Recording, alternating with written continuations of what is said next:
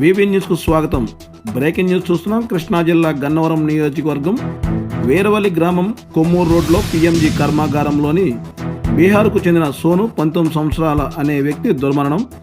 వివరాలు చెప్పడానికి మీడియాను అనుమతించని ఫ్యాక్టరీ యాజమాన్యం ఇతర రాష్ట్రాల వారిని చిన్న వయసు ఉన్న ఎక్కువ మందిని తీసుకొచ్చి ఫ్యాక్టరీ పనికి వినియోగించుకుంటాం యాజమాన్యం. ఫ్యాక్టరీ యాజమాన్య నిర్లక్ష్యం వల్ల 2 మిషన్ల మధ్య పడి చనిపోయిన యువకుడు. సరైన భద్రతా ప్రమాణాలు పాటించకుండా నడుపుతున్న కంపెనీ యాజమాన్యం.